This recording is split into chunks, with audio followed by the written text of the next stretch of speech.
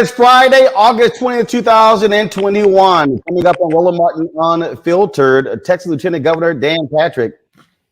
He blames black people Am I supposed to hear him? Because I don't know. in Texas. No, that's actually not what's going on there. We'll talk about that. Also, cases are exploding in Mississippi where 20,000 students are being quarantined, folks. This is going out of control all across the country, and it's impacting water in Orlando. Yes, COVID is impacting whether they're going to be rationing water in Orlando. How about that? Also on today's show, the trial of R. Kelly continues as well. We give the latest on that. It's time to bring the funk on Roland Martin Unfiltered. Let's go.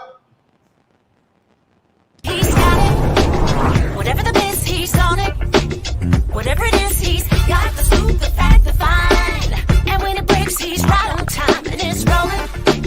Best believe he's knowing. Putting it down from sports to news to politics. With entertainment just for kicks, he's rolling. It's on go, y'all. It's Roland Martin, yeah. Rolling with Roland now. He's funk, he's fresh, he's real, the best, you know he's Roland Martin now.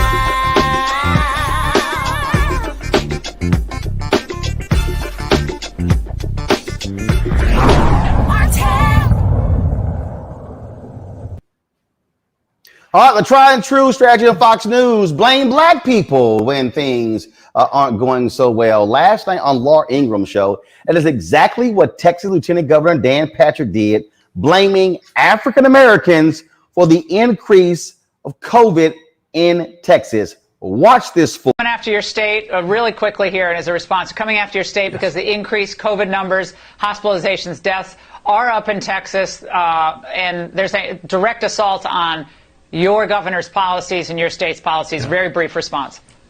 Yeah.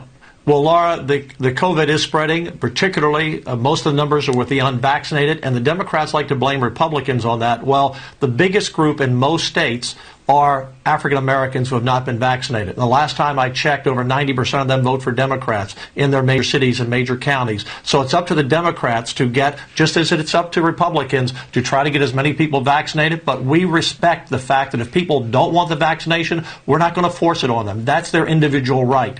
But in terms of criticizing the Republicans for this, we're encouraging people who want to take it, but they're doing nothing for the African American community that has a significant high number of unvaccinated TikTok people. videos. So they need we got to address that. We got a lot of TikTok. Yes.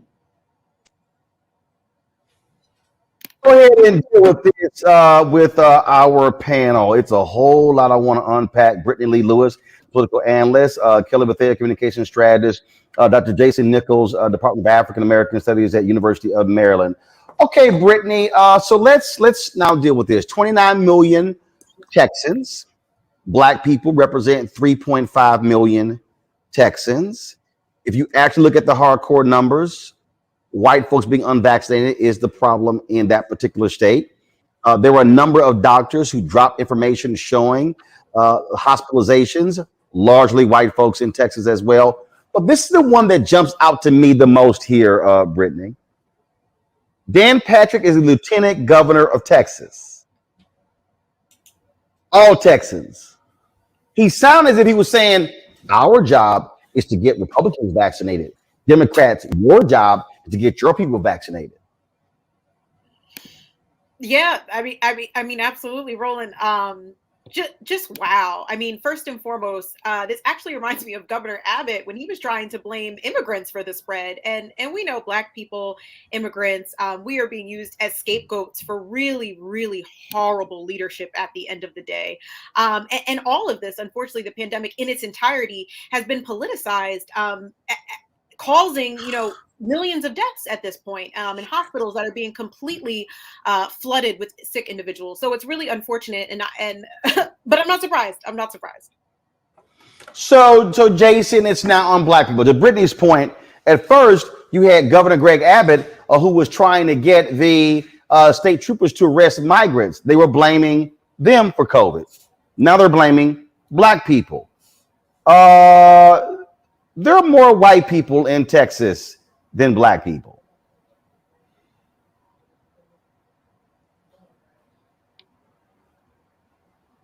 Jason? I think we lost Jason there. Let me go to Kelly. Kelly? Yes, can you repeat the question? I just got in. Yeah, that is, you have more white folks in Texas. Governor Greg Abbott, as Brittany said, initially blamed migrants. Now they're trying to blame black people. I guess they don't want to blame white folks for nothing dealing with COVID, huh? Right, they never do. And that's really the problem with all of this. The fact that it's a majority of white people who don't want to get vaccinated. It's a majority of white people who are in the hospital. They are the majority in this country. So naturally, they are going to be the majority who's acting a fool in these streets. So for me, for a governor to blame his constituents as opposed to his own leadership, as opposed to his own administration, as opposed to his own rhetoric on this issue, it's the caucasity for me, frankly. But it's definitely expected coming from a governor who has basically bent over backwards to not follow the science for the sake of politics. We're trying to get Jason's signal back. It was quite interesting last night, Brittany. I was looking at a number of people who were just blasting Patrick, who were actually putting up various information showing the actual numbers, showing exactly what the problem there is with the number of vaccinations. And the thing is, I go back to still, this is the most basic thing. If you are the lieutenant governor of Texas, you should have a plan of action as vaccinating people. That's the responsibility. And what Texas did was they were so screwed up. They were like, oh, we'll leave it up to y'all. But let me remind people of something that actually happened, Brittany. Dallas County, when they initially had their vaccination plan, look like we got Jason back. Jason, you're there? Is Jason there? Can you hear me? Cool. All right, Jason, I got you. We got you. Actually, I'm gonna go to you, Jason, then come back to Brittany. So, Jason, Dallas County wanted to give the vaccine to the hardest hit groups first, blacks and Latinos. Abbott, his folks said, no, you can't do that. So it's a little disingenuous for Dan Patrick to now say, oh, black people, they're the problem, when Abbott and the Republicans like Patrick refused to let the local leaders do what they wanted to do to solve the problem. Well, I mean, disingenuous and Dan Patrick go hand in hand, so that doesn't surprise me at all. We know for a fact, up to, I believe it was July 1st, that when you look at counties that voted for Donald Trump, it was 35% were vaccinated, and counties that voted for Joe Biden, 47%. 14% of Americans say they will definitely not get vaccinated. 69% of those people are white, as opposed to 7%, excuse me, who are black, and 12% that are Latino. And so I don't buy anything that Dan Patrick is saying. Of course, he's trying to deflect the blame for the fact that they can't control this and that they painted themselves in a corner. And he's a disingenuous person. He's the same guy who said that your grandparents should die for this pandemic. So, he's not someone who should be paid attention to. Unfortunately, he's in a decision-making capacity, which is really sad for the people of Texas. And the thing, Brittany, that just was beyond laughable. This whole idea, well, black people, 90% vote Democrats, so Democrats, you should be doing more to get black people vaccinated. How about you make sure the resources are going where they need to go in order to ensure people get vaccinated. See, this is called abdicating responsibility. Republicans love to talk about local control when it's their issues, but now they want to avert blame, and so now they're playing this game. Roland, you took literally my next talking point. I said literally, I find it fascinating that these same people, Dan Patrick, Abbott, DeSantis, all of them who have campaigned for years on local control and local government are the first people to run over local officials and to make decisions that, do not benefit communities of color once they become head of state. We can even look beyond just getting the vaccine. I mean, what these states are doing with the mask mandates, right? I mean, how can we not hold these people, these governors, right? This lieutenant governor medically, legally, and morally responsible for spreading COVID. And the simple fact that these pro-life folks can come out of their mouth and try and point any fingers about why COVID is spreading is absolutely laughable. Of course, this lit up on social media last night. Folks blasting Dan Patrick, and he really is one of the dumbest people. I've known this guy for years, Kelly, and he's pretty much idiotic. And in fact, I want to show you this graphic right here. Let's go to my iPad, please. This is the graphic. The latest data from the Texas Department of State Health Services shows that the African American population there is not driving the increase in cases. Black residents in Texas accounted for 16.4% of the state's cases and 10.2% of deaths as of August 13th. While vaccination rates are low among Black Texans, the highest coronavirus rates are among whites and Hispanics, who make up 34.9% and 35.8% of the state's cases, respectively, according to the latest data. That's what happens when you know how to read, Kelly.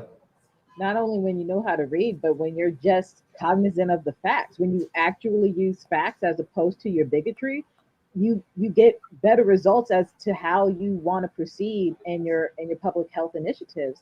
Again, this is just typical Dan Patrick. It is typical racist. I'm sorry. It's just very typical of this Texan administration under Dan Patrick and the like to do something so just crass, honestly. As opposed to doing his job, he will put the blame on every single person except himself, except those underneath him, all for the sake of politics over people. It's sad, it's dangerous, and it's literally deadly. Really want to avert responsibility. That's what it boils down to. And there have been a lot of pushback we've seen from Black officials in Texas. And again, I go back to when we had Dallas County Commissioner John Wiley Price on this show when the vaccine first came out. Dallas County wanted to distribute the vaccine first to the most impacted communities, Blacks and Latinos, and it was Republicans in Austin, Greg Abbott's office, the governor, who said, no, in fact, we will withhold the vaccine if you choose to implement your own plan. Right. I mean, this is, and you know what it really offends me, Roland, is the fact that he's like, well, Democrats need to handle that. I mean, this is the state of Texas, and you are, Dan Patrick, the second ranking official in the state. For some reason, you seem to think that Black Texans and Democratic Texans or Black Democrat Texans aren't Texans, and therefore you abdicate your responsibility and give it to their political party, as if this isn't one state, this isn't one country, and as if they're not your responsibility. And I find that despicable and disgusting for a public official to do that who's in charge of the state. And your official there from Dallas County is absolutely correct. And again, just to bring up another number, of the people who say that they will never take the vaccine, 58% are Republicans, 18% are Democrats. So even with the disingenuous lie that he's trying to push, he's absolutely wrong in every way and in every statistic that you look at. But again, him putting it on Black people, I'm sure this is not the first time that Black people have been blamed for something that they're not responsible for. And there you see from that graphic that you put up earlier, with 10% representing the deaths, that means they're underrepresented among deaths because they're only about 12% of the state of Texas. So they are underrepresented in a lot of those numbers. But Dan Patrick doesn't worry about that. Like you said, he's just about abdicating responsibility as a leader. And those are the type of people who should not be in leadership positions. And I just want to give people an understanding of what we are seeing happen all across the South. This graphic came out today. This is in Tennessee. This is new. Go to my iPad, please. This is new COVID-19 cases. Tennessee school-age children ages 5 to 18 by day. Look at how that number jumped the latest day. That right there, Brittany, says a whole lot about what's happening in Tennessee, in these states where you have a governor, who is opposing mask mandates, when you had that idiot Republican Clay Travis who led that crazy meeting in Franklin, Tennessee, saying mask mandates don't work. This is unfair. It's the freedom of our children. I mean, that's the kind of stuff that we're hearing. And there was a video that I came across. I'm gonna try to find it of this white man in Tennessee who stood before the school board and just had to just share his thoughts. I'm gonna try to find it in a second. And he spoke loud and clear about what's going on here. And what's amazing to me are the number of people who are playing games. We are seeing in all of these states children being impacted. We're seeing this was a video right here of a kid in Tulsa, Oklahoma. Go to my iPad. A kid in Tulsa, Oklahoma, 3 years old, impacted by COVID. And remember, it was Donald Trump. It was Donald Trump last year who said, oh, don't worry about it. The kids can't get it. The kids can't get it. And these people are continuing to go there. There's this guy named Justin Canoe. This is a video of Justin Canoe going before the school board meeting there in another city, Williamson County in Tennessee. Let me play this. Watch this. Justin Canoe, I'm a dad in Williamson County. Didn't plan on speaking, but here we go. First of all, critical race theory is not in our schools, and it never was. And the people here to complain about it did not know what it was 6 months ago and had never heard of it. That's why they're going after diversity, equity, and inclusion instead and trying to pretend they're the same thing. They aren't. And frankly, there aren't many communities around the globe that need DEI more than this one that we live in. On another note, I'm a dad of a new kindergartner, and her first day was right after the chaos last week. She went to school and was one of just a few kids in her class wearing a mask, which made her ask me why she had to. My answer was because we want to take care of other people. She's 5 years old, but she understood that concept. And it's disappointing that more adults around here can't seem to grasp it. I asked a pastor friend of mine, and he was very clear there's no actual biblical justification for using the Bible to get out of a mask mandate passed by a majority of this elected board. But thousands are doing it anyway, calling it a religious exemption, which is frankly just sad. Avoiding masks is not in the Bible, but taking care of others is. And now today we have Governor Lee's executive order to allow opt-outs, which is government overreach undercutting a local decision. If you only like democracy when it goes your way, you don't actually like democracy. Thank you. Wow.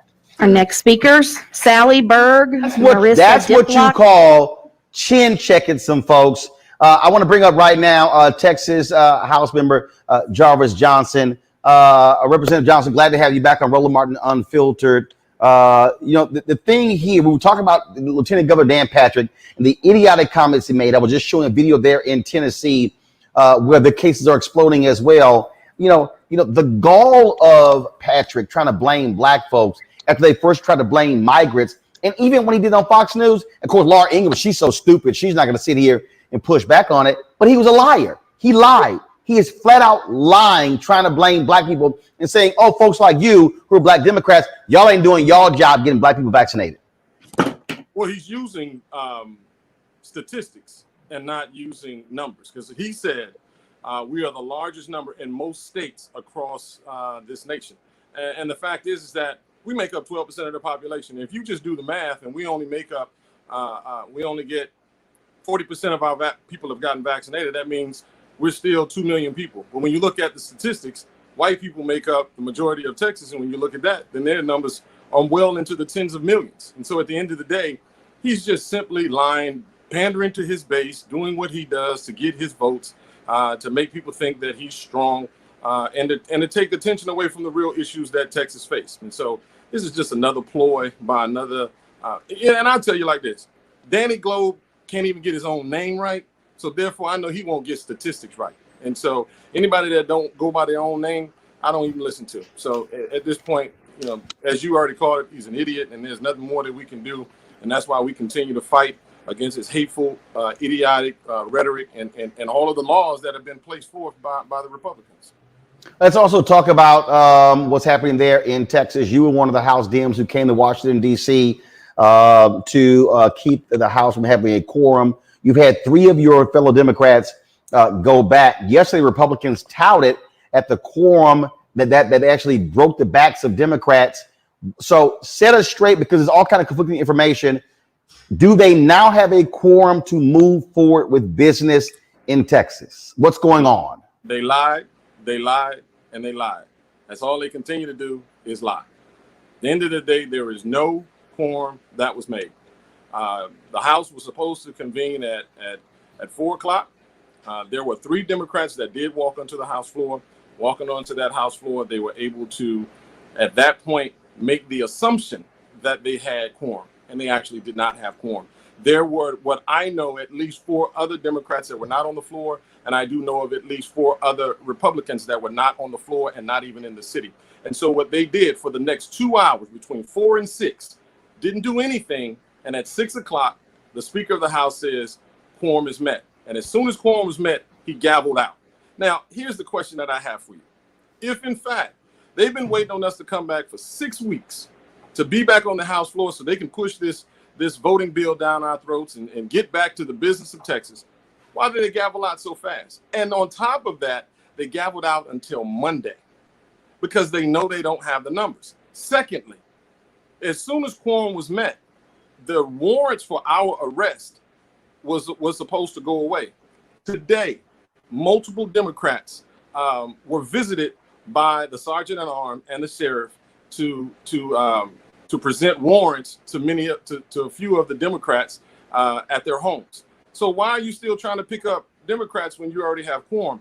This is a game. They just simply said, let's just tell them we have a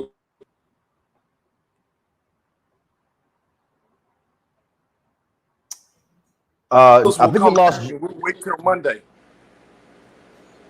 We lost you. So, repeat what you said at the end there. We lost you there. Say it again.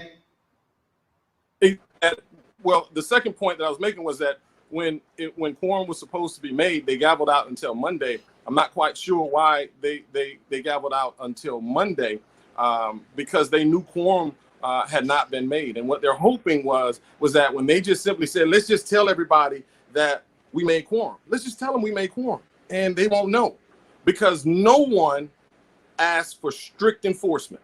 Strict enforcement means that everybody had to be on there at their desk and accounted for in order to count 99 members. There were not 99 members on that floor yesterday. They played a game. They pretended like they were they made quorum, when in actuality they did not have quorum. They voted illegally to set forth the bills for committee today and tomorrow. And they're hoping by Monday enough Democrats would have fell for the banana in the tailpipe, and now they're going, oh, we got them back. And so now quorum would be made. Strict enforcement should have been asked for, and if strict enforcement simply to count the numbers. And this is the reason why my fellow colleagues that are standing strong have fought against the Republicans and this voter bill, because we know just like this, they're going to cheat. And they're going to lie simply to keep their power. There's no quorum in the state house.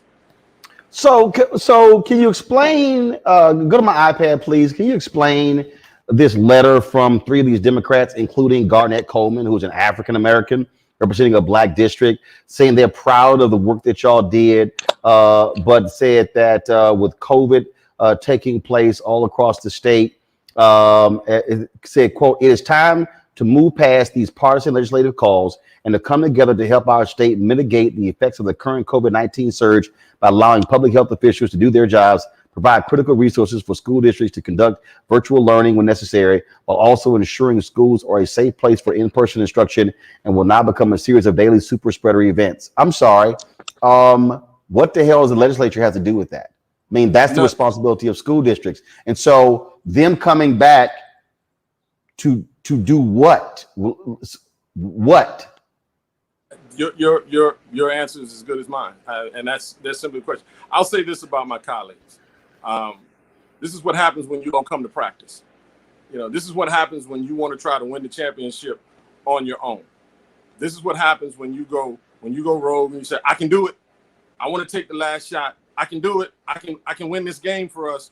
This is a team sport, and we all have to be in this collectively together. And we're all still standing collectively together. There have been a small number of Democrats that have gone back for various reasons, whether they were scared or whether they were looking for an easy ride and thinking they can chum up to the Republicans and think they can get favor. Because at the end of the day, we've watched for an entire session where Republicans are not they're not working, they're not negotiating, they're not communicating. And so there's nothing that they can do. There's nothing that they can do to going back on that House floor.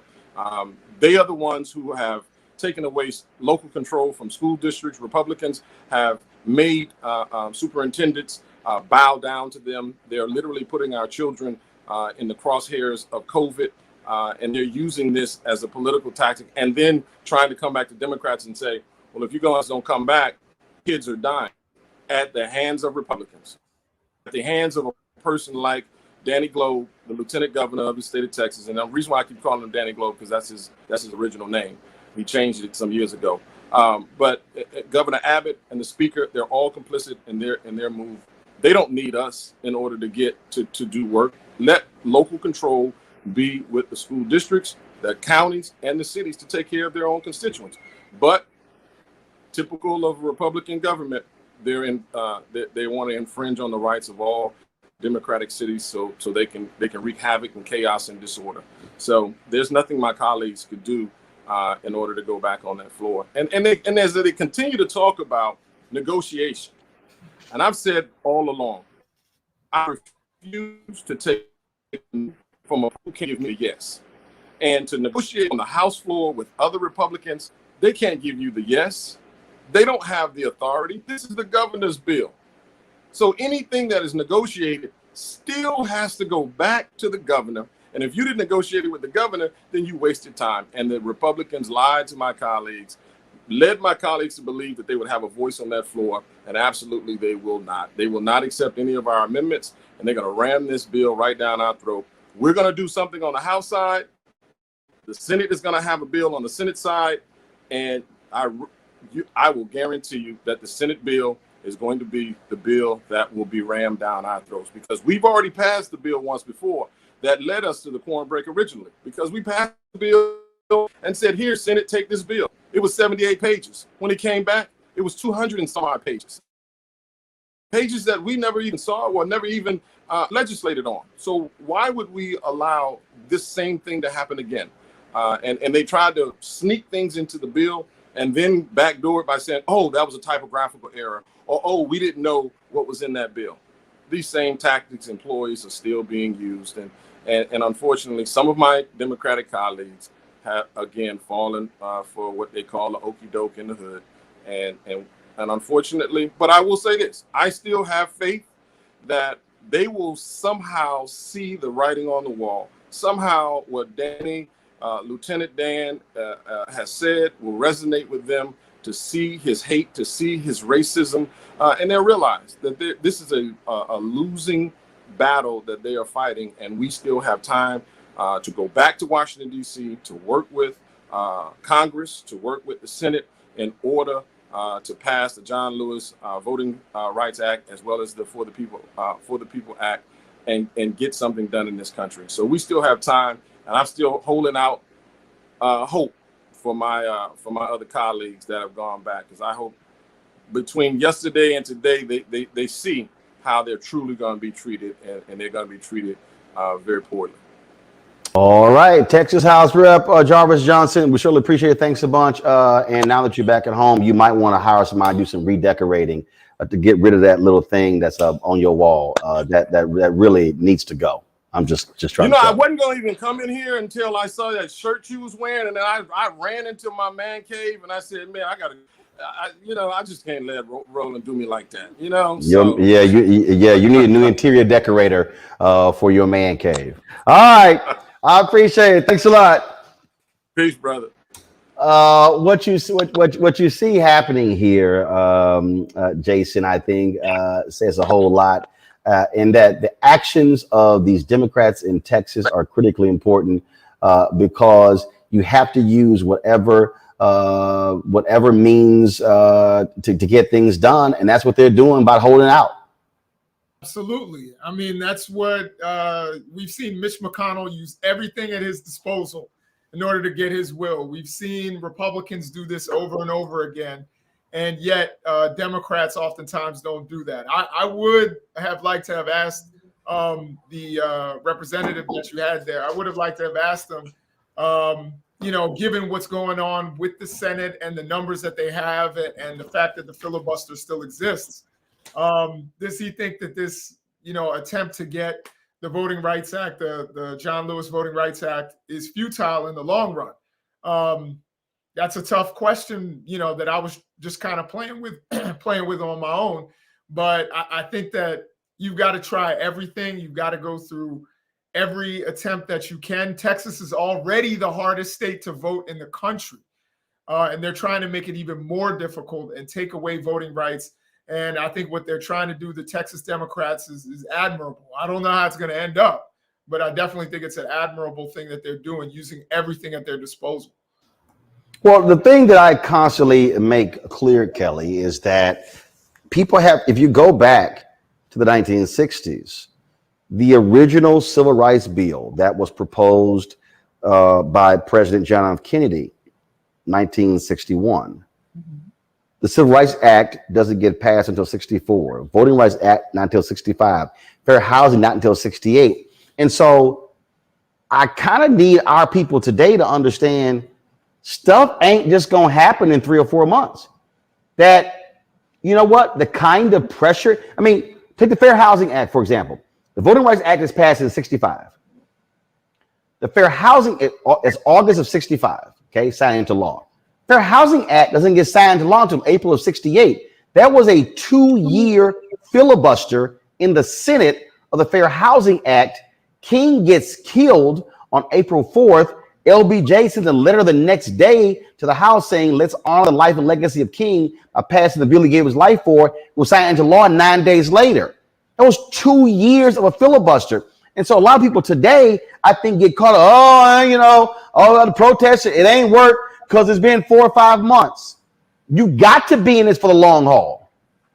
No, I absolutely agree with you there. Legislation takes time, but just flat out, it takes time. But what I'm going to push back on is the perception of it all. And the perception is that nothing is getting done. I'm not agreeing that nothing is getting done, but the perception is.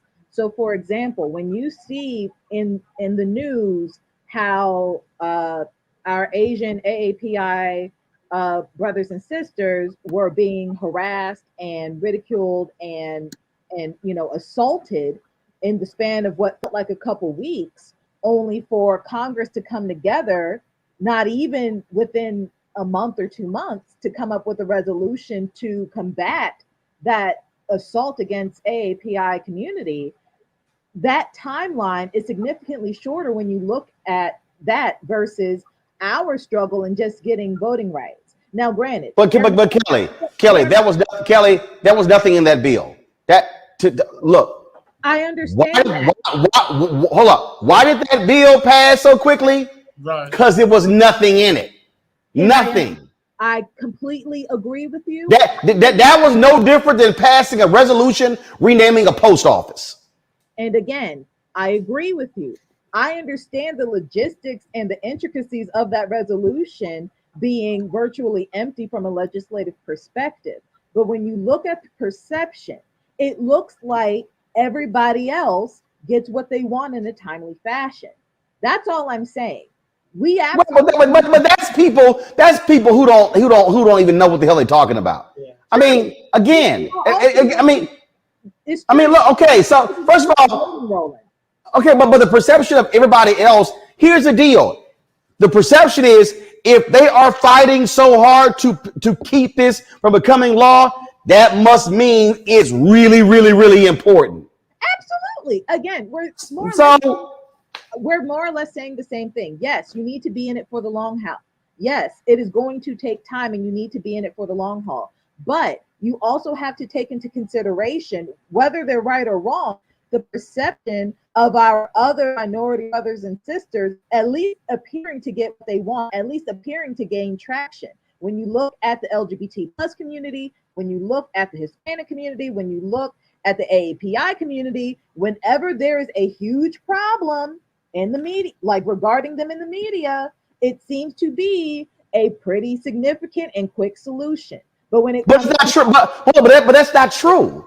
I mean, first of all, it's just not true. I mean, the reality is it was a very long fight to get same-sex marriage. I can go back to the first year of Obama. LGBT people were demanding that he get rid of don't ask, don't tell in the United States Armed Forces. That was all 2009. They were demanding that in all of 2010. Then, of course, we had the midterm elections. There were a lot of gay folks who chose not to give to Democrats.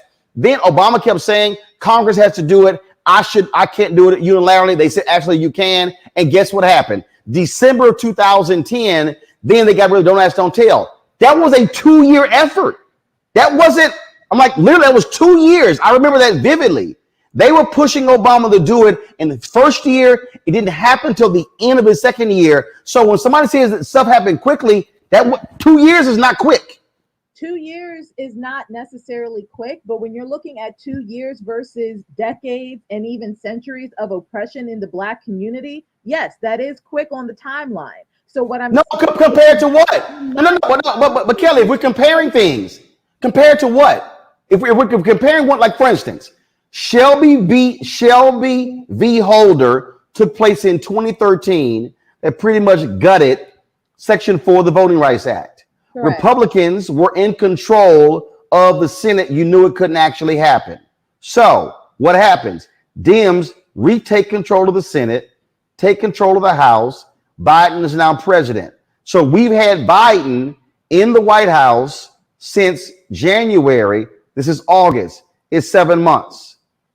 So again, I understand the point. What I'm trying to say, we also got to explain to people when people say, oh, the gay folks got something real fast. We got to be able to say what specifically, because it's real easy to let people get caught up in, oh, this passed and that passed, without forcing them to say, no, what actually got passed. It happened real quick. Same-sex marriage wasn't real quick.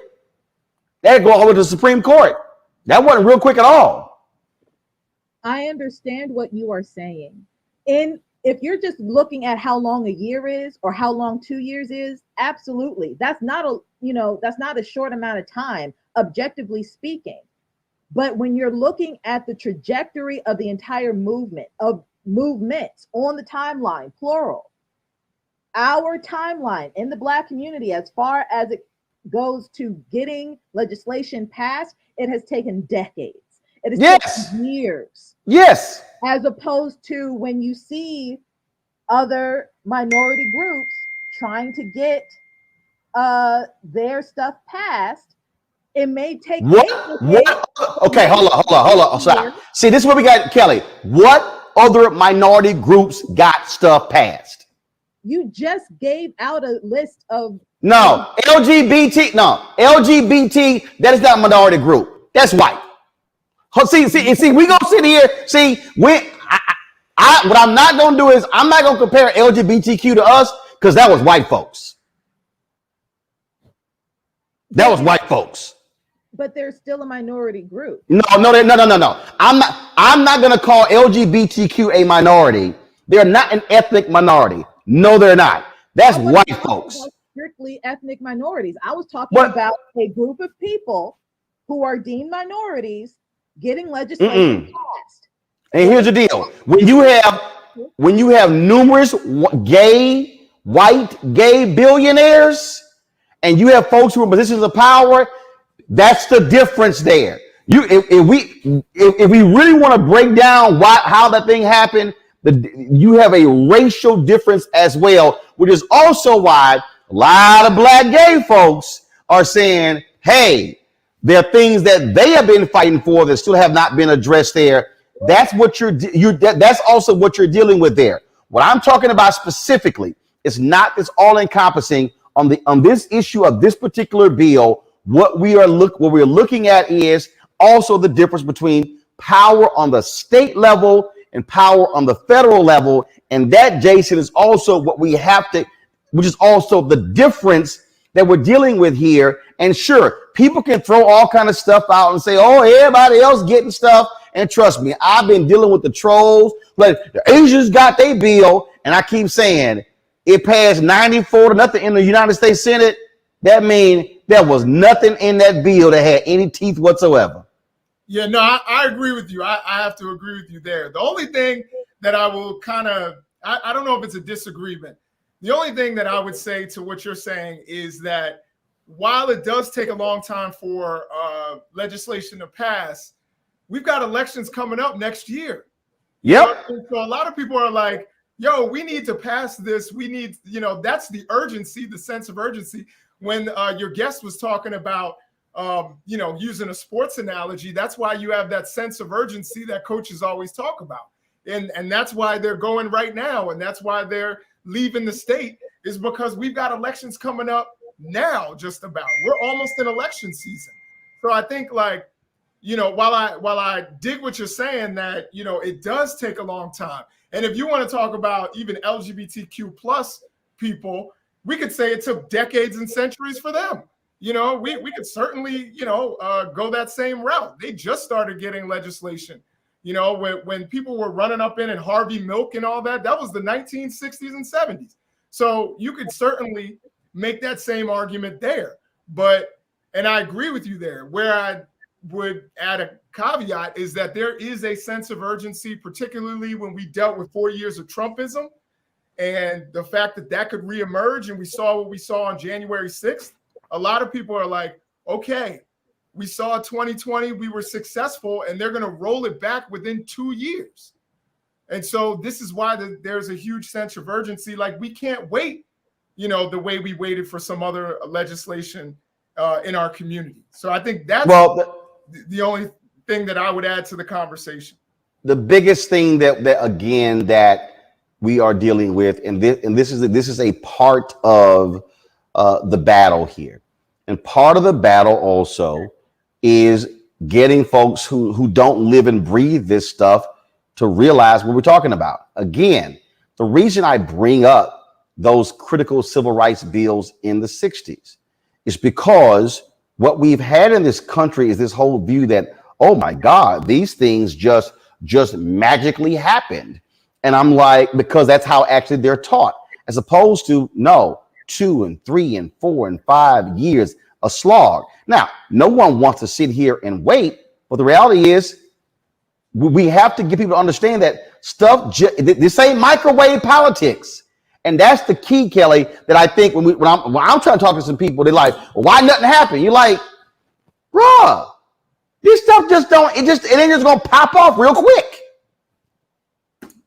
I already agreed with you that it's not going to last a year. I already agreed with you that legislation takes time. My point is regarding perception. And when you're talking about people who are intelligent voters, who may not be inundated in this world like we are, but are still intelligent voters, what they see in the media matters. And what they see in the media is that other minority groups, ethnic or not, because the LGBT plus community is a protected class under the Constitution. Like, they are a minority, constitutionally speaking. Whether they're ethnically minority or not, it appears that their problems take precedence over Black lives. It appears that every other ethnic or otherwise minority group takes precedence over Black lives. And while, Jason, you are entirely correct that the strife of LGBT plus people has spanned just as many centuries, if not more so, than Black people in this country. But when you're talking about the perception of how things have been passed and the trajectory of legislation in this country and how things have been passed, it always feels like we as Black people as a whole have to hurry up and wait some more because something happened, or legislation takes time, or any other excuse, however valid it may be, that we just have to wait until they're ready to pass the legislation. That's all I'm saying. The perception is that we do not matter enough for the urgency, and we do. Well, and I say to folks that, again, perception is also not reality. We also understand the reality of what it means to be Black in this country, which also means that, to Jason's point, which we say all the time, which is why we just can't take elections off. This is why we just can't go, oh, we know Brittany, was nothing's really going to change, so we'll just accept it. No, and that is, and look, I get it. I said the other day to the groups that are actually leading this mobilization effort that they're going to have to answer that question. Hey, what actually got passed that benefited Black folks? But we're also dealing with the reality of what is happening politically in this country. When we say, Brittany, that people are fighting tooth and nail to keep us from voting, there is a reason they're fighting that hard. Absolutely. And maybe I wasn't following. I got cut out for a while there. But I don't see this. I mean, it absolutely is a Black issue. But this issue also affects, and I think Reverend Barber talks about this all the time, this issue affects poor whites. It affects Native Americans. It affects members of the LGBTQ plus community. I mean, we are at the intersection of all of these things. And it's unfortunate that, you know, that the Texas Democrats, those handful of them have gone back because their work is paramount. And I don't believe at this point, Roland, that anything is more important than what is happening with voting. If we can't vote, we can't change anything. We can't get anything passed. And we're in big trouble because the GOP is going to gerrymander their way to a House majority. So it's really petrifying. And we know it's all based on the big lie. So these things do take time. They take years. But we have to keep the pressure up as the people. We have to make sure our elected leaders keep the pressure up. We have to make sure we keep pressure on these corporations. And we also need to ask, and I know we talked about this on, I think, on your second to last show a couple of Fridays ago, about celebrities also using their voice, because this has serious consequences if something is not done soon. Well, and that's precisely why I keep saying that when we talk about public policy, you cannot say, I want a change in public policy if you don't change the politicians. That's the only way that actually is going to happen. All right, got to go to a break. We come back more. Roland Martin Unfiltered, back in a moment. George Floyd's death hopefully put another nail in the coffin of racism. You talk about awakening America. It led to a historic summer of protests. I hope our younger generation don't ever forget that nonviolence is soul force. Priceless.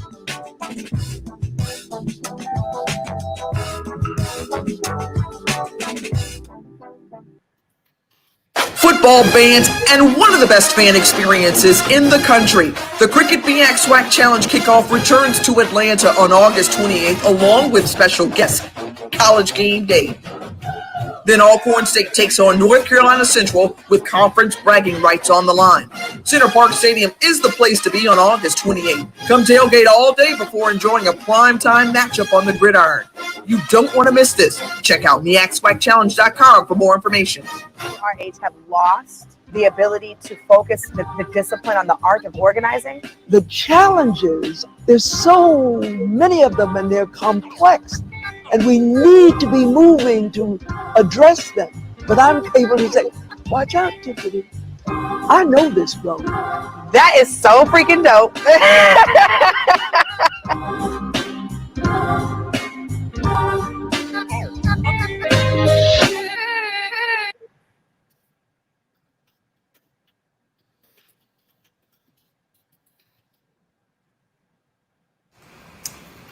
All right, folks, welcome back to Roland Martin Unfiltered. In Florida, a Florida resource officer would not face any additional criminal charges for slamming a high school student to the ground, rendering her unconscious. This is a viral video that went out that showed an officer attacking Taylor Bracey in January. Bracey's mother says her daughter still suffers from sleeping issue and memory loss from the encounter. State Attorney Monique Worrell says the officers' actions were disturbing but not illegal. Parents are calling for the removal of school resource officers and policy changes. We have seen this routinely, Jason, in these school systems where the actions of these resource officers, we've seen this happen numerous times. And I got to tell you, it is troubling, to be honest, to keep seeing these sort of outlandish cops and their actions in schools. That's not, to me, how you should be dealing with students. Absolutely. I think there definitely needs to be police reform, not only on the streets, but certainly in the schools. I think a lot of schools don't need a police officer. Maybe perhaps some do. I've had students who have told me that they actually felt safer with the school resource officer there. So I don't want to completely downplay what some of my young Black students have actually said, that in terms of it making them feel safe. But we've seen a lot of situations where particularly young Black girls are being manhandled, and that's not acceptable. I'm glad that these parents are standing up, and it's time, that we start to implement some reforms, not just on the streets, but also certainly in a place where our young people are vulnerable, and that's in school. And school certainly should not feel like a prison. So there are a lot of reforms that I think need to happen in a lot of schools around the country. Brittany? Yeah, I think this is absolutely ridiculous. I think it demonstrates further the school to prison pipeline. At the end of the day, there may be behavioral issues in classrooms. I was a school teacher in a Title I school for multiple years.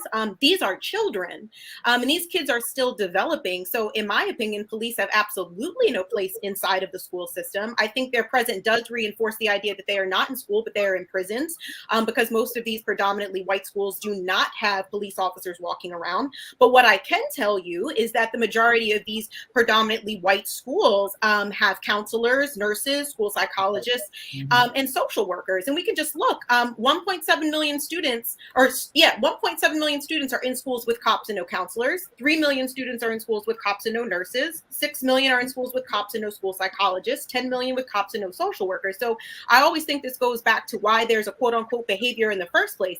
If you look at children as human beings holistically, especially our Black children, and you don't contextualize maybe why they're quote unquote acting out, and instead you're manhandling them, potentially causing lifelong injuries, creating yet more trauma, we are doing our kids a disservice. So not only am I for policing outside of the school, I'm policing writ large. Gotta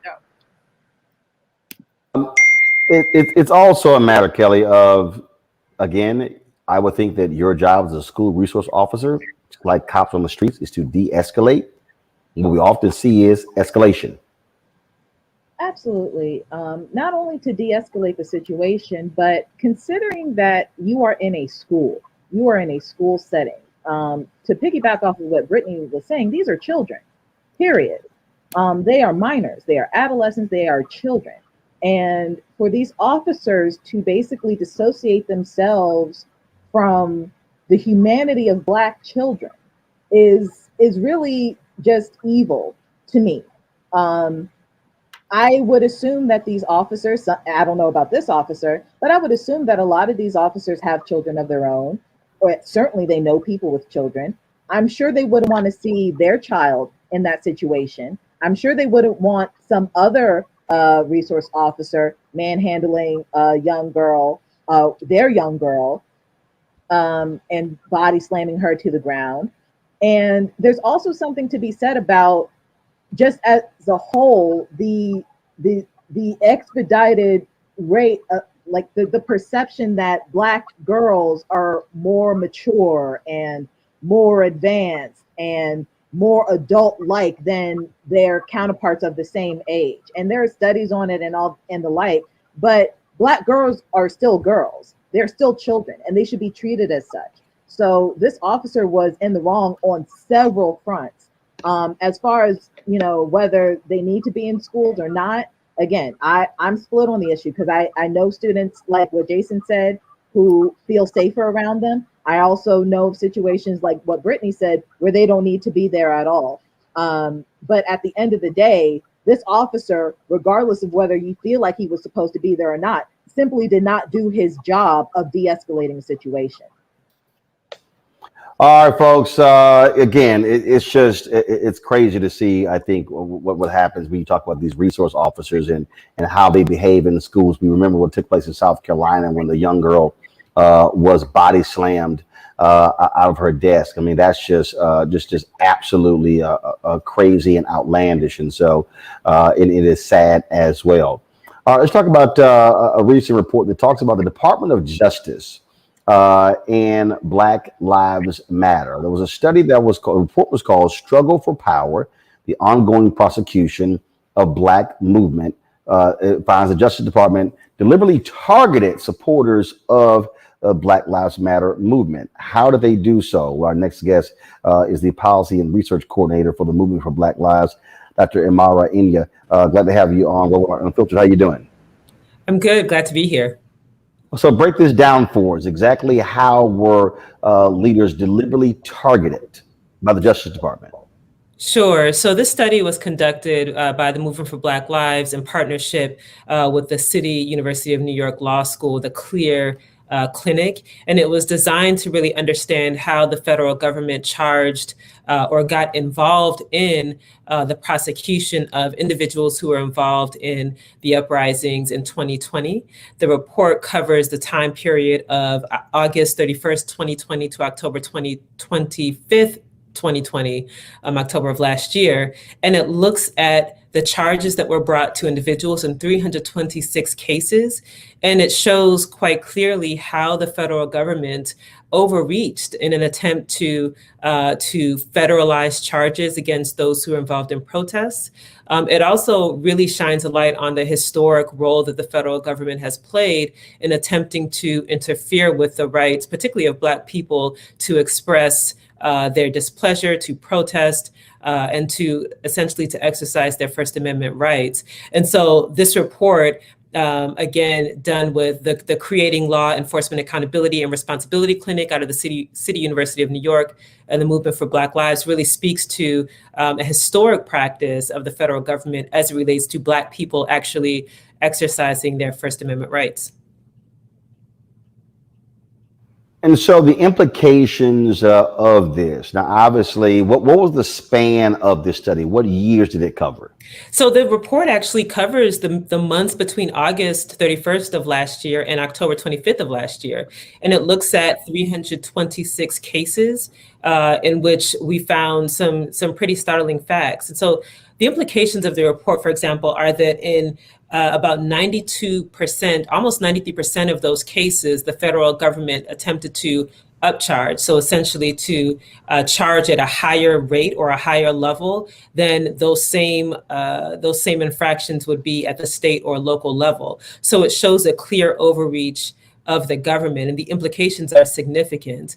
One is that when in federal cases, for example, individuals are required to serve 85% of their time. In federal cases, they are placed in prisons that are much more distant. They also, in many of these cases, they require mandatory minimums. And so when we think about the impact of mass incarceration on Black people and look at the right to protest being infringed upon by attempts to criminalize protest, including such measures as mandatory minimum sentencing, harsher penalties, and the disparity that we've seen in the report in terms of who was actually arrested and who was charged. The report outlines that in the majority of cases, Black people were targeted. We found that in the cases where the demographic data was collected, 52% of those were Black, and 91% of those Black people that were targeted were Black males. All right, then. Questions from our panel. I'll start with Jason first. So, excuse me. First of all, this seems like really, really incredible work. I'm wondering exactly where you think we should go in order to reform our justice system broadly, and how your research can help in terms of trying to make broader reforms in the justice system. Sure. So the Movement for Black Lives has really taken the approach of proposing legislation called the Breathe Act that actually does just that. It takes an approach of actually investing in our communities and divesting from the carceral state, which is police and prisons, because we know about the harm that has been done to our communities through mass incarceration, through mandatory minimum sentencing, through the disparities in the criminal legal system. So these are all based on fact. So we've proposed this federal legislation, parts of it are actually being carried by members of Congress at this time. We believe that we cannot do the same things that we've been doing over and over again and expecting a different outcome.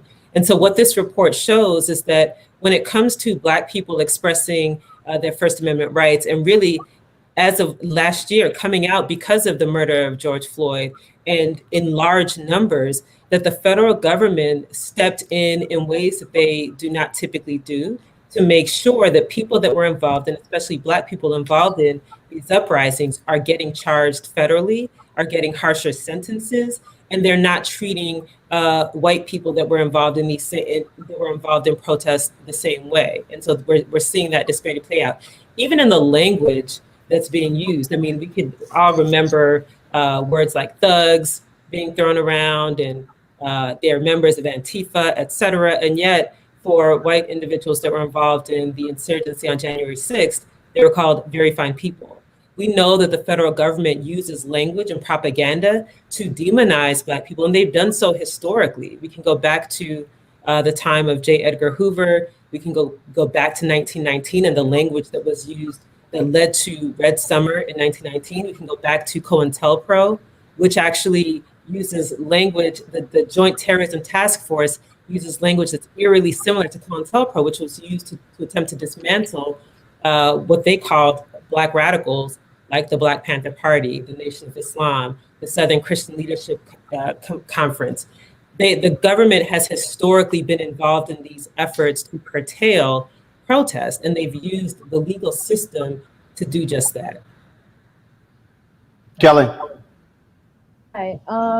Just for clarification, given basically the harassment that this movement has endured, are there any civil suits or even criminal suits if the harassment calls for it that you plan on filing or bringing charges against those who file these frivolous suits against you?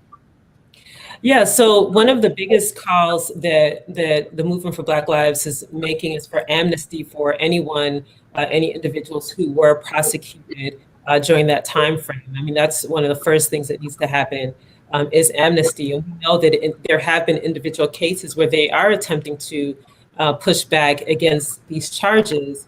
But we also know that at the federal level, that's more difficult than at the state and local level. And so there's some intention behind the federal government stepping in even over and above what state and local entities in the criminal legal system will do. And so there are individual cases that are pushing back. We have really been trying to raise awareness of this issue because not only is it a violation of First Amendment rights, but it's being done in conjunction with these attempts at voters legislation. When you criminalize protest, it means that individuals who will face harsher sentences. It contributes to mass incarceration. So we actually have to raise awareness about this issue and about the federal government's overreach so that people understand that taken together with the onslaught of voter suppression legislation, with the onslaught of legislation across the country to criminalize protests, these are things that are done to curtail Black people actually calling out systems of oppression and holding and attempting to hold the government, to hold these systems accountable for their unjust behavior and unjust actions. Brittany? Yeah, so, based on everything that you said in the report, I start to get nervous about new legislation for the purpose of domestic terrorism. I feel like the reason why so many legislators in the Biden administration is having this conversation is because of what we saw on January 6th. However, I'm curious to know what you think and if that is going to affect our community, especially when we know we have outright white supremacists in local government, FBI, military, state and local police. So do you agree with this new push to quell domestic terrorism and white supremacy, or do you think it's actually going to harm Black activists? Well, yeah, we know that this push is going to disproportionately harm Black activists because that has been the pattern historically. So again, for example, you can look at the Joint Terrorism Task Force that was formed.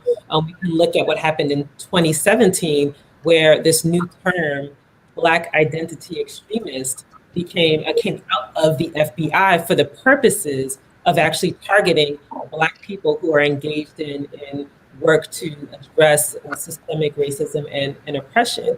And so it is very concerning because we know that there is a disparity in how the legislation can be used. So if you do have a task force like the Joint Terrorism Task Force that was formed to address groups like Al-Qaeda and terrorist threats, and then they have created a focus where, okay, now we're going to also throw in these so-called Black identity extremists so that the federal government has the ability to increase surveillance, to increase punishments, and to increase essentially harm for things that will curtail the people's desire to protest.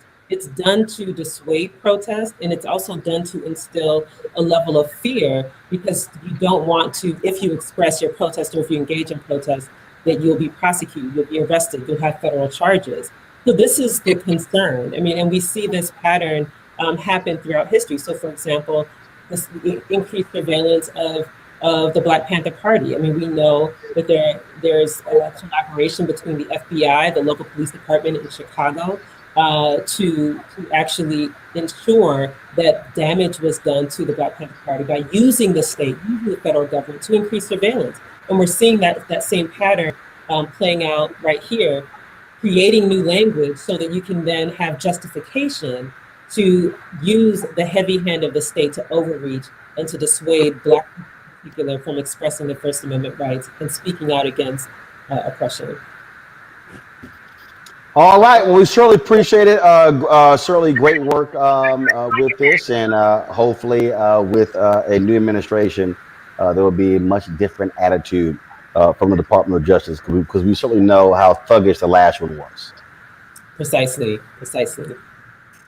All right, folks, let's go. Thanks a lot. Let's go to LA, where the DA's office is reviewing hundreds of cases after two former California police officers are accused of painting a hateful message on a car. Former Torrance officers Christopher Tomsick and Cody Weldon are charged with one felony count of vandalism and conspiracy to commit vandalism as allegedly painting a swastika on the back of an impounded vehicle.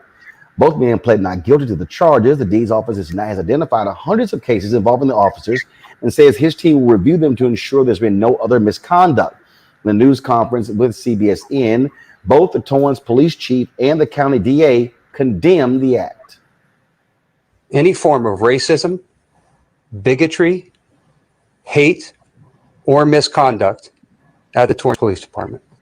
It's unacceptable, but it becomes doubly unacceptable when we have the people that are sworn to protect all of us to engage in this behavior.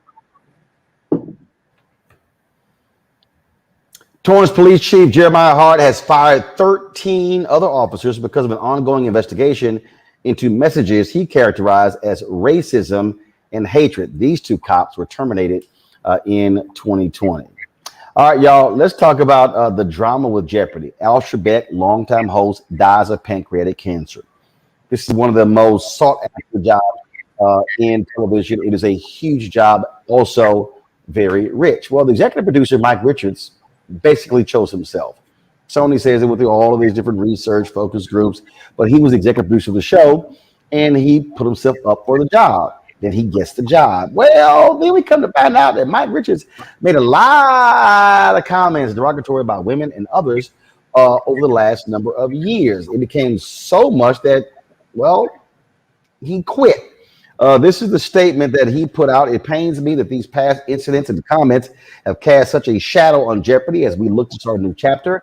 As I mentioned last week, I was deeply honored to be asked to host the syndicated show and was thrilled by the opportunity to expand my role. However, over the last several days, it has become clear that moving forward as host would be too much of a distraction for our fans and not the right move for the show. As such, I'll be stepping down as host effective immediately. As a result, we'll be canceling production today. SPT will now resume the search for a permanent syndicated host. In the meantime, we'll be bringing back guest hosts to continue production for the new season, details of which will be announced this week. I want to apologize to each of you for the unwanted negative attention that has come to Jeopardy over the last few weeks and for the confusion and delays this is now causing. I know I have a lot of work to do to regain your trust and confidence. The show will feature guest hosts until a new permanent host is chosen. See, the thing here, Brittany, first of all, a lot of people on social media really wanted LeVar Burton for this. The crazy thing is, how are you the executive producer who's in charge of guest hosts and what slots they get, but you're up for the job? You frankly are in power to sabotage the opportunity. Well, that's clearly what's happened here. I think rest Alex Trebek's soul. But before he passed, there was an interview where he clearly said, "I want a black woman to replace me." I can't think of her name off the top of my head, but I remember seeing Laura, it's Laura Coates, who I had on many times on my TV1 show, who's now an analyst at CNN. Yes, and I'm like, they didn't even, and correct me if I'm wrong, they didn't even let her guest host. So you don't follow Alex Trebek's wishes. You don't even let her guest host. Okay, a lot of people liked Burton. He was great. You don't let him in. So then you put yourself in, and then there was no one else to even check you, and you didn't even have the sense to check yourself. When this man has made such wild comments, I was looking today. I mean, he's talking about women, Asians, Jews. Are you kidding me? But I'm not surprised though. I'm not surprised. So now the question now, what now happens? And part of the issue with LeVar, he was slated to host the show the same week as the Olympics, Kelly. And that was my point.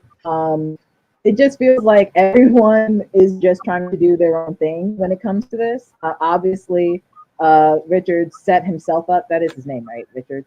He set himself up to get that job, and it felt like, to me, if you've ever been in a job selection search and you know that you're only there to meet their DEI quota so that the person internally can just get the job and they can say that they did everything they had to do. That's exactly what this feels like, because if you look at how LeVar Burton was set up to host Jeopardy, it was during the Olympics. The advertising during that time was terrible. I mean, it was a lot of pressure, and you can tell that he did not get the support of those in power regarding his guest hosting for that slot, as opposed to the other guest hosts. And then when you hear that Alex Trebek actually picked out a black woman to be his successor, and they just ignored him altogether, it's just disrespectful for some. It's just disrespectful, but also expected. Jason. Yeah, I was wondering why he would want, to go from executive producer to trying to be the host. I'm not sure why he would want that. What do you mean why? No. This is Jeopardy. This is like the preeminent game show in America, high profile, and a bigger check than your executive producer check. Okay, fair enough. And apparently this guy grew up with game shows, had worked on others, and so basically this was like my dream shot, except his past caught up with his present. Right. My other question is, and I don't know if you guys know the answer to this, but they were saying that Mayim Bialik was, I hope I'm saying that name correctly, Blossom. Yeah. I just know her as Blossom. So what happened was, so here's what they did. So they said she is going to be the host of the prime time or special shows, but here's the problem: only one is scheduled in the next year. So they try to act like, oh, it's two hosts. Man, we all know what that is. That wasn't even real. He was a real host. Right. Well, you reap what you sow. You start saying things, they're going to catch up to you. So he got what he deserved in the long run, and hopefully, he definitely set people up to fail, particularly popular people. Particularly people like LeVar Burton, even Aaron Rodgers, and set himself up to succeed and put himself in a position. He may not have made the call, but he certainly put himself in a position to be seen by a lot of people. And that's troubling, I think. But then again, as you know, as I've started to learn, TV is a dirty business. And there are a lot of places, I shopped a show to a particular network, and they took the name of the show that I had shopped them and gave it to someone else. Oh, wow. So, these things happen. So, it's a dirty business, and you don't have a whole lot of people with scruples in power. That would be a time for hashtag team whip that ass to show up. Just letting you know. You probably a lot more nicer than I am, but somebody would have got their ass whooped. I'm just letting you know. Gotta go to a quick break. When we come back, a quick break. When we come back, we're gonna give ladies what happened today in the R. Kelly case on trial, R. Kelly trial happening in New York. Back in a moment. When you study the music, you get Black history by default. And so no other craft could carry as many words as rap music. I try to intertwine that and make that create whatever I'm supposed to send out to the universe. A rapper, for the longest period of time has gone through phases. I love the word. I hate what it's become, and to this generation, the way they visualize it. Its narrative kind of like has gotten away and spun away from, I guess, the ascension of Black people.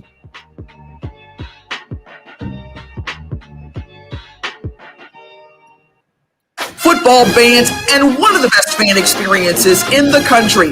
The Cricket BX SWAC Challenge kickoff returns to Atlanta on August 28th, along with special guest, College Game Day. Then Alcorn State takes on North Carolina Central with conference bragging rights on the line. Center Park Stadium is the place to be on August 28th. Come tailgate all day before enjoying a primetime matchup on the gridiron. You don't want to miss this. Check out MEACSWACChallenge.com for more information.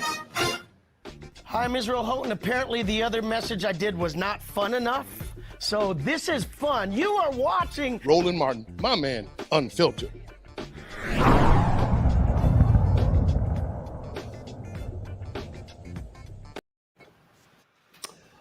All right, folks, in the R. Kelly trial, on day 3, Anthony Navarro, who worked for R. Kelly, testified the artist created an environment where he called all the shots. The former employee says that Kelly controlled whether visitors at the Chicago area mansion could leave or even order takeout food.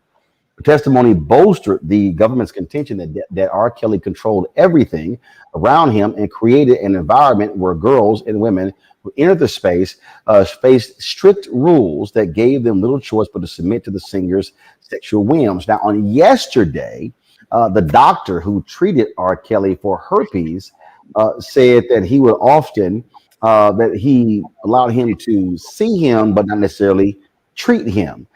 In fact, that when he was initially called because R. Kelly was concerned that he had chlamydia, he tested negative for that, but he did test positive for herpes. Several of the women said that R. Kelly knowingly gave them herpes by having sex with them. The testimony from the doctor was quite graphic. He talked about how R. Kelly would call him with lesions, first suggesting that, they'd happen because he wore leather pants without underwear.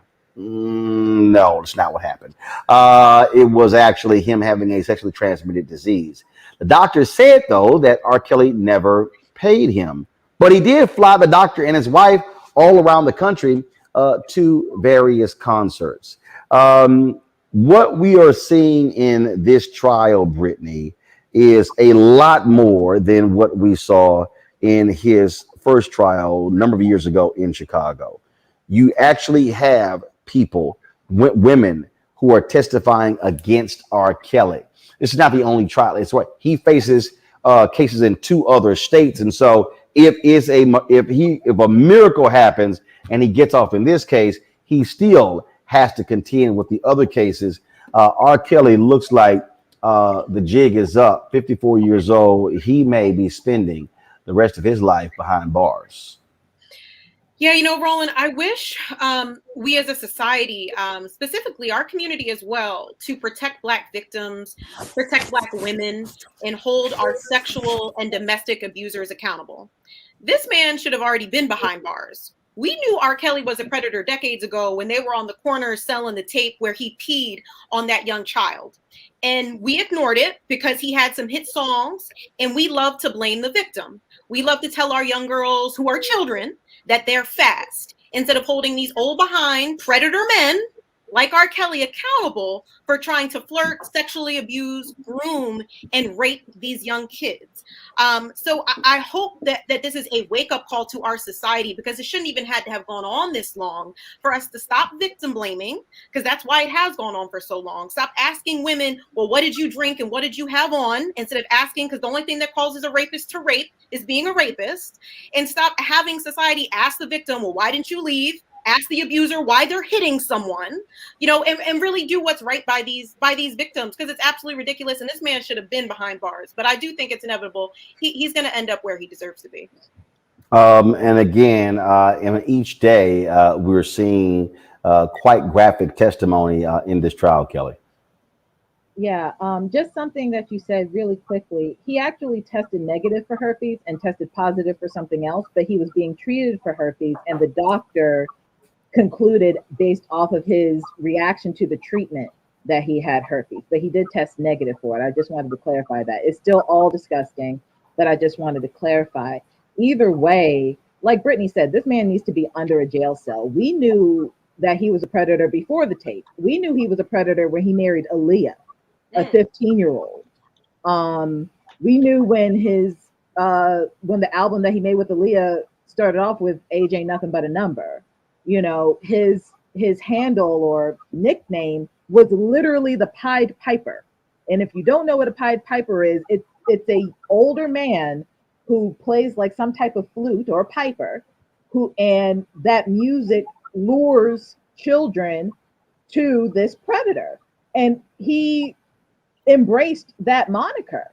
We've known for a very long time that R. Kelly is gross. We've known for a very long time that R. Kelly is a child abuser. But the fact that there are still supporters of R. Kelly right now supporting him through this trial is absolutely disgusting to me. And the only question I have for them are, like, how do you hate yourself this much?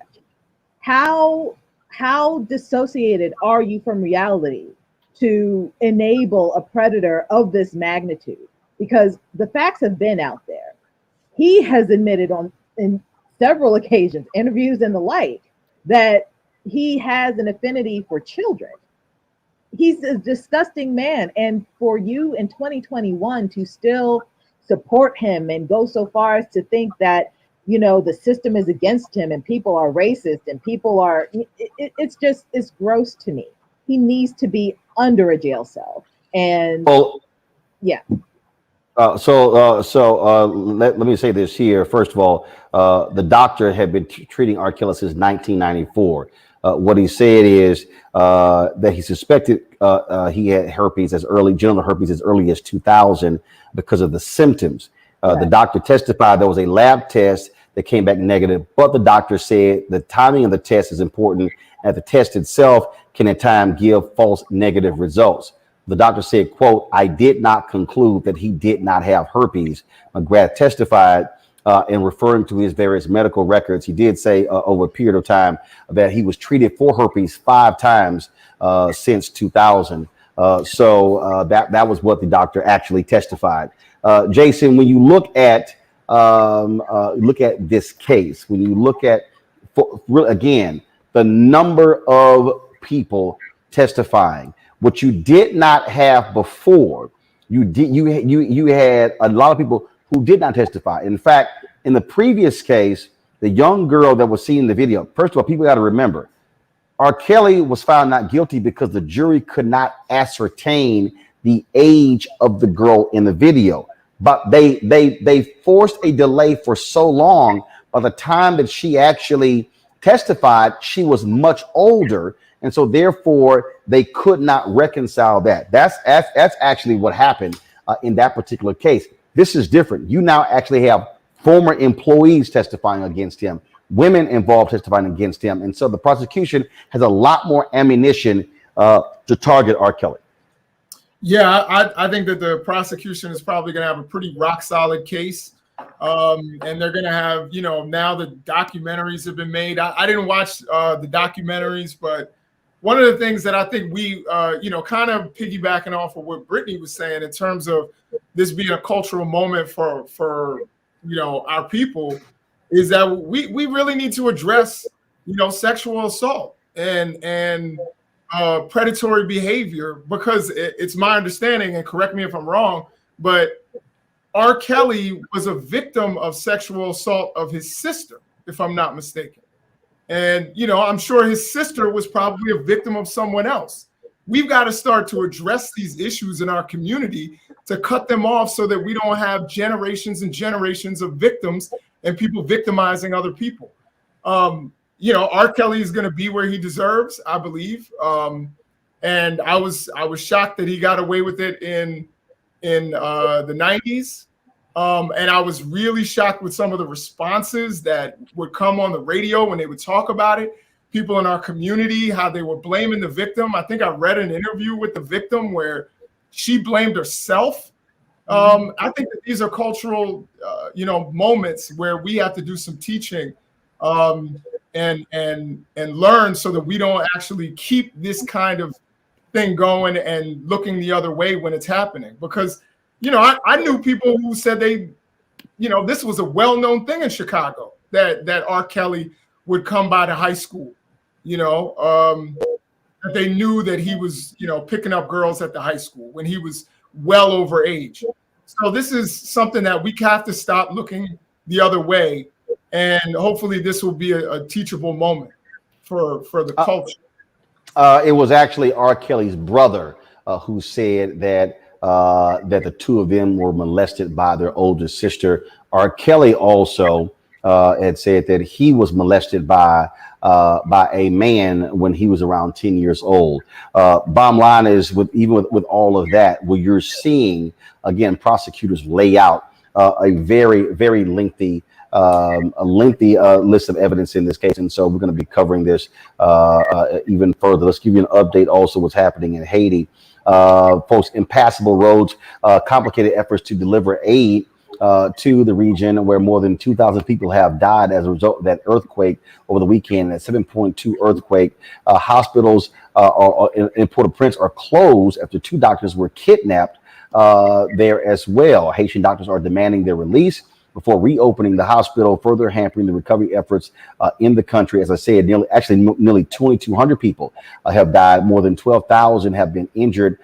They've damaged homes, affecting more than 100,000 homes, and 30,000 people are homeless there in Haiti. Lastly, President Joe Biden today spoke about what's happening in Afghanistan. He made it perfectly clear that American forces are doing all they can to evacuate Americans out of that country.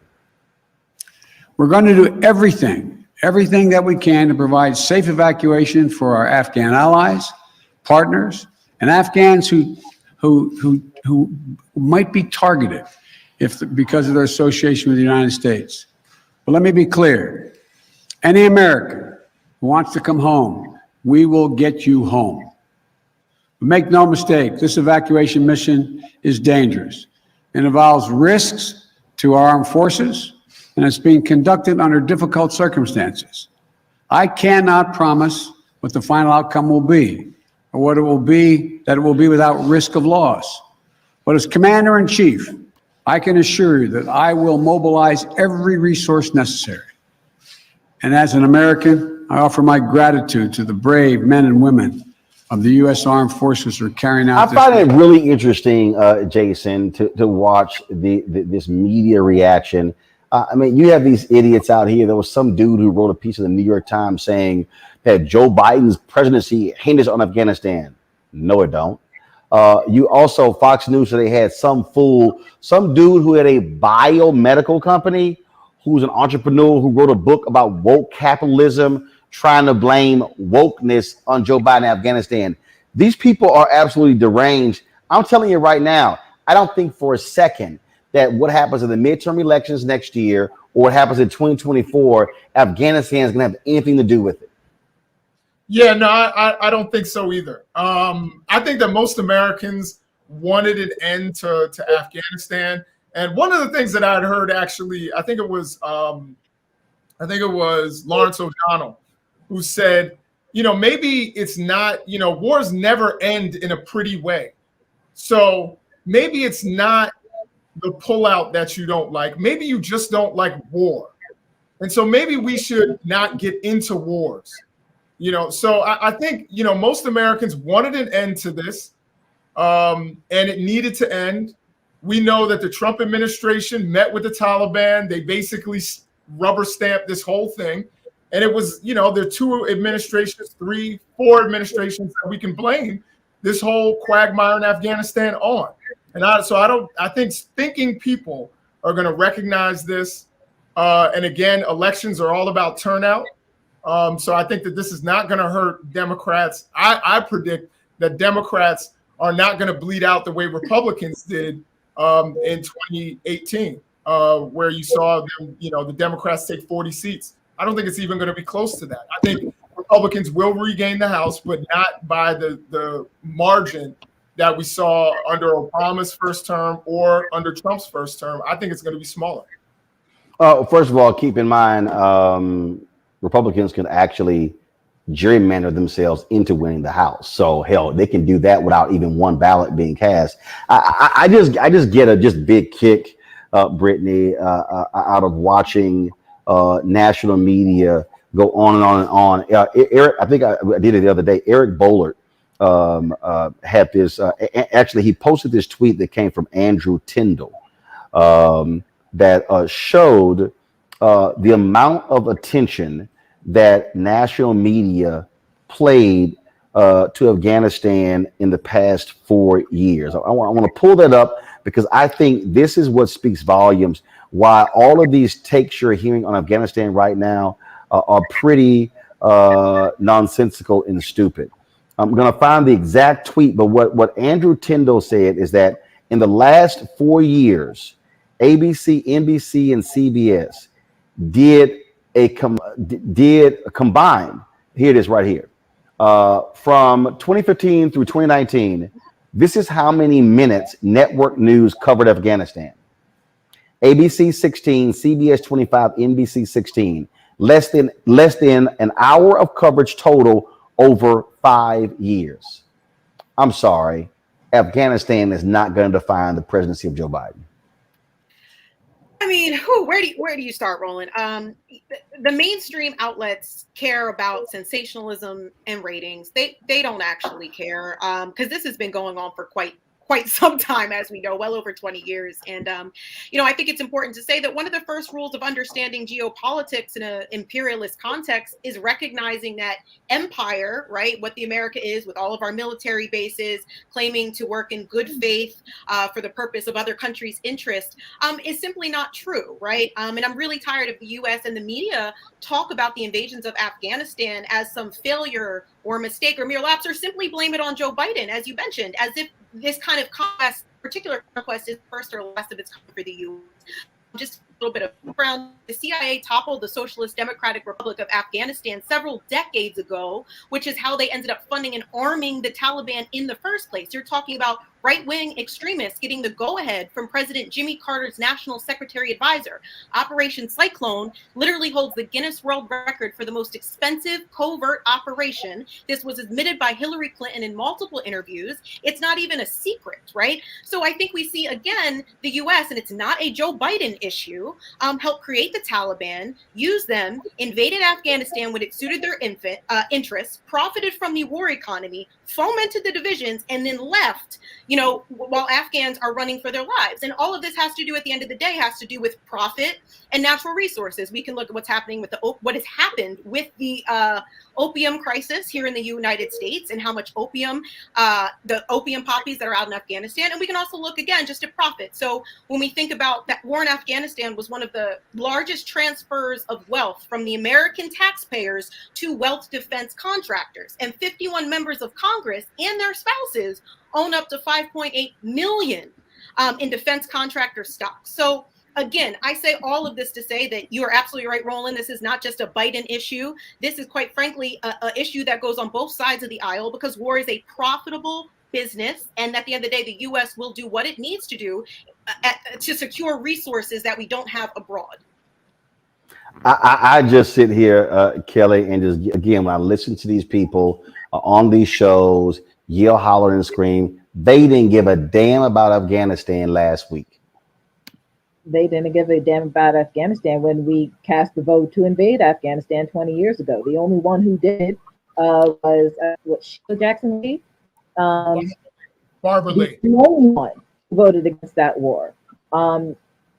There's something to be said about making rash decisions that the consequences of which aren't even considered or simply not cared about. And this is what happens when you have very powerful people making very rash decisions and not understanding the consequences of their actions and just letting the chips fall where they may.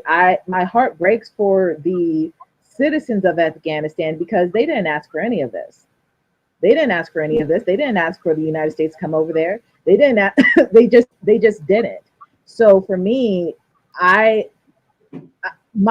ties to 9/11 are a little bit deeper because one of my friends was in the plane that crashed into the Pentagon. So like a lot of people on that day, I was furious. But there's something to be said about, you know, taking a deep breath and analyzing a situation and then moving forward. America did not do that because of the reasoning that Brittany just beautifully laid out. She took most of my talking points. But I say all that to say, this is not going to fall on Biden's head. If anything, it's going to fall on the heads of 4 to 5 presidents, not just Biden's. Well, I just get a kick out of these people. Like I'm looking at, again, Hugh Hewitt tweeted some nonsense. Things have just gone wrong. It's a catastrophe. Norbert Röttgen told reporters on Wednesday, it's a moral failure of the West, and the geopolitical consequences are still difficult to discern. It's a breaking point. And then he writes, America has lost a war, and the consequences will be terrible. Events have left many Americans in a state of collective shock. We can be proud of our warriors and still be deeply ashamed of our country. Let me be real clear. Most Americans don't give a damn about Afghanistan. They didn't give a damn when we invaded Afghanistan, and they didn't give a damn 15 years ago, 10 years ago, 5 years ago, a year ago, 6 months ago, 3 months ago. It was out of sight, out of mind. It was as if this whole notion that America was at war. No, America was not at war. A portion of the U.S. military was at war. Those families with military folks, they were at war. America was not at war. You know what folks were doing? They were playing on water slides, playing golf, going to parties. America was not at war. Don't let these crazy people who love getting us into wars to actually fund the military industrial complex allow you to sit here and get caught up in their nonsense. Nah, y'all, that's just not gonna fly. So no, we ain't buying it. The bottom line is it was stupid for us to have to sit here and spend all of that damn money, $2 trillion, all of that money we spent, and then now this is the new one. Oh my God, we've armed the Taliban with all the equipment left. Do y'all want to rewind? Didn't we leave a lot of equipment when we sent it to the Mujahideen to fight Russia? And what happened? Those were the Taliban. Did they not use the same machinery against us? I don't understand why this is really that hard for people that don't realize that in the history of Afghanistan, no country has conquered those people. I think it's the arrogance of America. And let me be real clear. It's the arrogance of America. Oh, we can beat anybody. We have might. We are the richest, the most powerful. No, it's not going to happen. Because you know what? They said, we'll wait because y'all ain't going to be here forever. And guess what happened? They waited. And when we pulled out, the Taliban took over again. That's what you learn when you can't run somebody else's country. And then I saw this tweet from Richard Engel that I just thought was stupid. This is the last comment I want to deal with this, y'all, before we end the show. Richard Engel, I mean, look, he's a war correspondent, NBC, you know, all that good stuff. I get it. But he said something that actually I thought was just stupid. He goes, Biden says, go to my iPad. Biden says U.S. in constant contact with Taliban to get safe passage to airport. So U.S. asking former enemy, the Taliban, to please allow us to get our people out while they take the country. I'm sorry, Brittany. It's not our country. So we just can't do what the hell we want to do. Guess what? America can't just go to Saudi Arabia when we feel like it. I mean, this is the arrogance of the West, but particularly the United States, right? And this is what so many, unfortunately, of the U.S. citizens believe, right? Like we are the great, the great country to fix all of the problems in the savage countries, and certainly not having any type of like geopolitical context about what these things are about in the first place. You hit the nail on the head. Americans didn't care about this. This has been going on forever, and Afghanistan isn't the only place that these type of crises are happening. Right?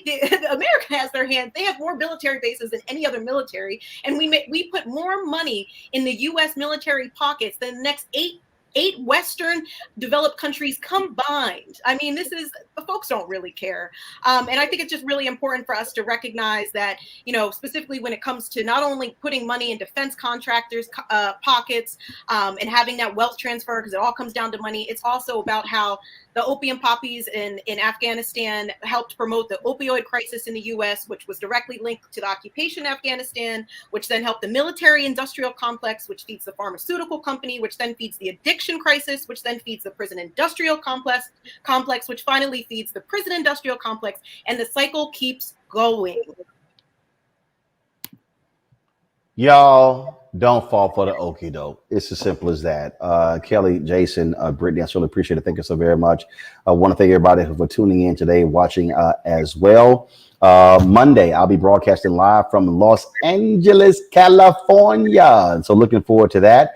We'll also have for you a couple of authors who wrote a book on Donald Trump, saying how I can alone fix it and how he pretty much screwed up the last year of his presidency. That's why he lost. We'll also next week hear from Gerald Horn about his new book on the sweet science of boxing. We have all of that for you next week, folks. And then don't forget, we're going to be broadcasting from Atlanta next week for the SWAC MEAC Challenge. So, man, we got a jam-packed show. Please support us in what we do, y'all. Your resources allow us to do what we do. Please join our Bring the Funk fan club. We ask our fan base to give an average of $50 each, $4.19 a month, 13 cents a day. Every dollar you give goes to support this show and what we're doing. You can do so via Cash App, $RM Unfiltered, PayPal.me/R Martin Unfiltered, Venmo.com/RM Unfiltered, and of course Zelle is Roland at RolandSMartin.com, Roland at RolandMartinUnfiltered.com. I want to give a shout out real quick. These are the folks. They said, look, we don't trust the other stuff. They actually sent checks. They sent checks in. And so if I'm going to find this real quick so I can go ahead and give them a shout out. Where is it? Well, I know I sent it. Here we go. All right, then. Shout out to Carolyn Vaughn, Shirley Williams, Susie Buchanan, Sharon Green, LaCara Autoduro, Betty Saucer, Leonard Bright, Melanie Tittle, Joan Thompson, Gregory Rogers, and Derek Thomas. Thank you so very much for your support of Roland Martin Unfiltered. We always end the show on Friday with the roll call of our fan club members. If you don't see your name, shoot us an email and we'll get that taken care of. Folks, thank you so very much. I'll see you on Monday from LA. Also, happy 27th anniversary to my sister Levita and her husband Manasir. Today they celebrate again 27 years. I think I got a photo somewhere. Hold on. Let me see if I can pull it up. I know it's on Instagram, but let me see. They put something. They ain't put nothing on Twitter. Oh, you know what? What the heck? Here's a photo right here of them right here. When their daughter Chloe went to Baylor. I don't particularly like Baylor, but I'm a Texas A&M Aggie, but it's all good. So happy 27th anniversary to them. I'll see y'all guys on Monday. Holla!